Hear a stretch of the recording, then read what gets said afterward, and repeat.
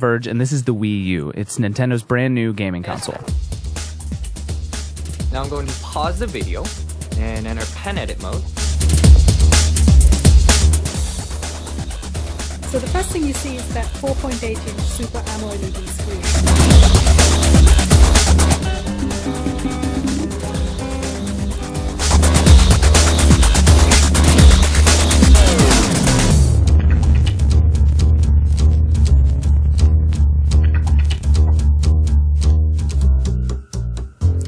The Wii U is partly Nintendo trying to move forward into 2012 with better graphics and a better machine, but it's partly Nintendo trying to keep doing what was so successful on the Wii all those years ago.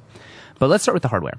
The console itself is kind of huge. It's almost a foot long and it weighs about 3.5 pounds. It's glossy and it picks up fingerprints like crazy. It's just kind of ugly, but fortunately you can hide it in the stack by your TV and never really pay attention to it. Then there's the GamePad, which is by far the most interesting thing about the Wii U. It's also big, and it actually feels like a portable console by itself. It has a 6.2-inch 854 by 480 touchscreen in the middle, along with 2 analog sticks, a directional pad, 4 buttons, and even a microphone and front-facing camera. It really is its own self-contained thing.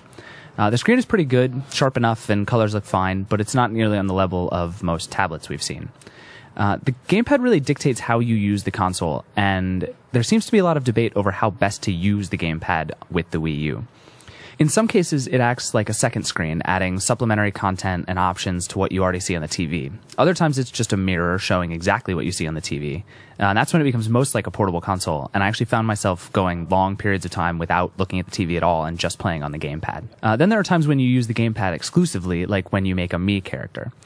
It's kind of odd, and it can all get kind of confusing. You're constantly seeing pop-ups saying things like, look at the TV, or look at the GamePad, and it's not always clear what you're actually supposed to be doing or looking at. I got to test 6 of the Wii U launch titles, and each of the games works a little bit differently. Super Mario Bros. U is one of the most fun games, but it's really nothing special for the Wii U.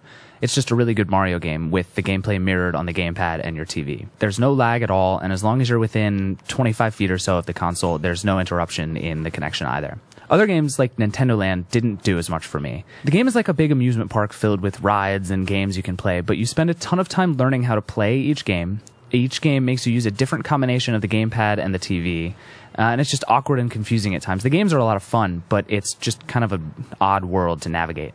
FIFA 13 has some of the coolest features with the GamePad. You can actually set your lineup on the fly, or even aim your shots and passes just using the touchscreen.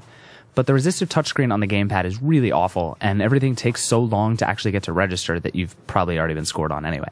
Ninja Gaiden probably does the best job of the games that I tested. You don't specifically need to use the GamePad, and you can actually always stay focused on the TV. But the GamePad lets you use special moves or change weapons. It's just supplementary, and it never takes your focus away from the game while you look up or down. The GamePad is central to almost everything you do, but there are other types of controllers as well. The Wii Remote from the last generation system is required for almost all multiplayer games, and you don't get one with the system, which is a bummer.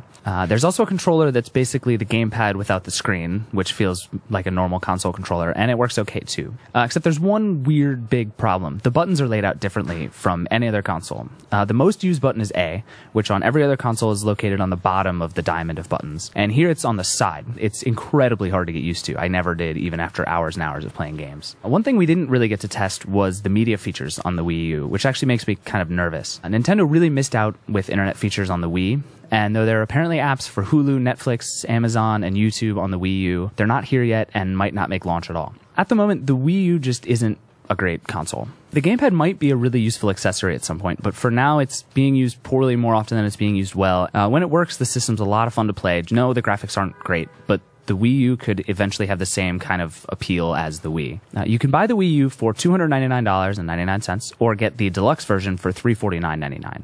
The deluxe version gets you 32 gigs of storage instead of 8, plus a bunch of stands and chargers and a copy of Nintendo Land. You should definitely get the deluxe package, if only for the storage. But unless you really want to buy it right now, I'd say wait before you buy the Wii U. I think eventually more developers will figure out the best ways to use the GamePad, but for now it's a mix of really cool and complicated and confusing and frustrating. And most of all, wait and see what Microsoft and Sony have coming next year.